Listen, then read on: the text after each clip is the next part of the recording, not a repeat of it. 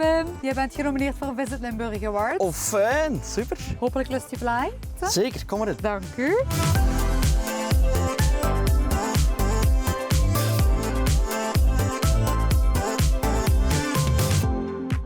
Wim, het Wandelhuis, vertel ons eens iets meer erover. Met het Wandelhuis maken wij trajecten op maat. En we doen het op zo'n manier, zodat ze volledig ontzorgd zijn. En wat maakt jullie zo uniek? Wel, wat uniek is bij ons, is dat wij geen bagagevervoer doen, maar wij verplaatsen de hotelkamer voor u. En we doen dat met de Mobilon, het wandelend huis. Waarom moeten ze op jou stemmen? Oh ja, de opstart van het project is eentje van zoeken geweest. En net zoals dat bij wandelen ook wel een beetje zoeken is naar de juiste pijltjes, denk ik dat het winnen van de award voor mij ook zo het vinden van het pijltje kan zijn.